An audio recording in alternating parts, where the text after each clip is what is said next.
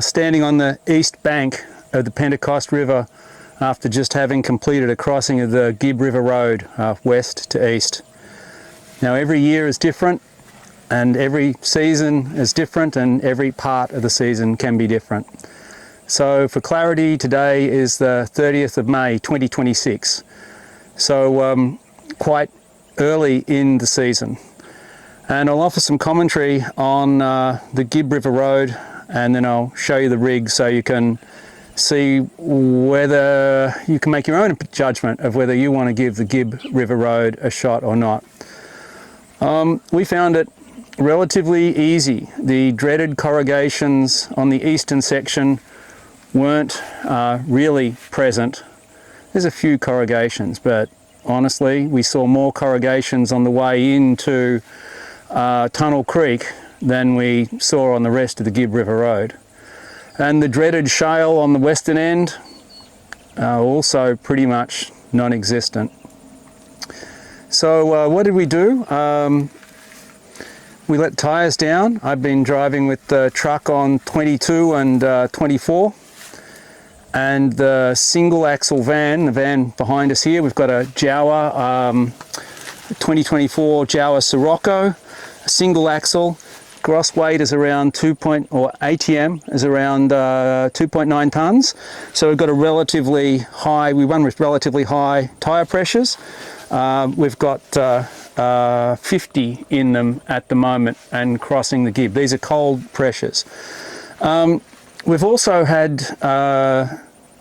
Cruisemaster ATX airbags put on this, and they are just amazing compared to the old coils and springs. So, you know, maybe you're saying, well, that's one reason why you're finding it a bit easy.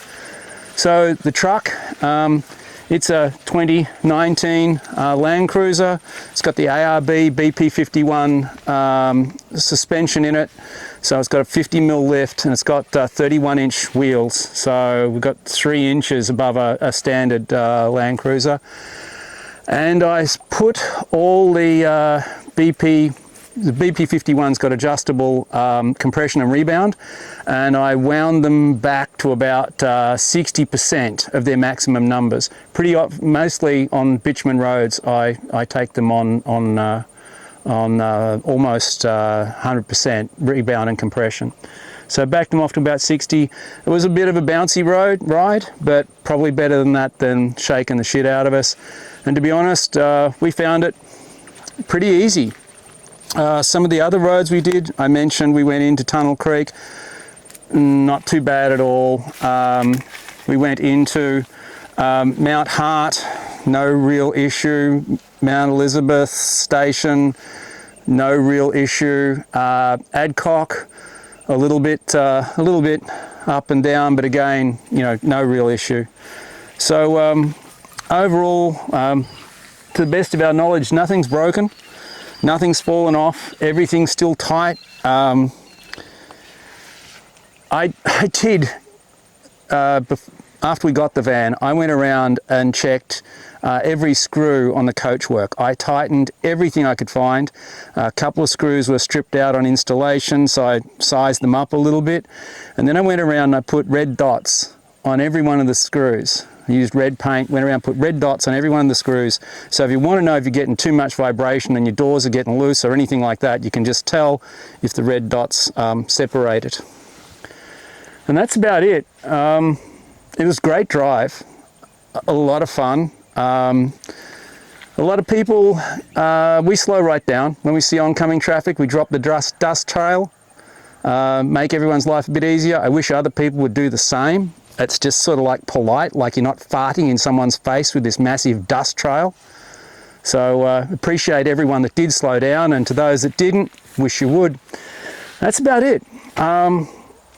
It was, I don't like to say easy, because everything in four-wheel drive, everything you're doing in four-wheel driving comes down to tyre pressure and momentum. And my strategy, this is my second Land Cruiser, I've had them for almost 26 years now. My strategy's always been to run minimum safe level to get the job done on both. Minimum safe tyre pressure, minimum safe level of momentum to carry you through something. In this case, momentum equates to speed. Go as fast as you need to make the corrugations smooth and easy, and don't exceed the road conditions, because anything can happen real quick on this track. So they're the tips I've got for you. Bit of a scramble, didn't make notes. Hope some of you find it interesting. Thanks for listening.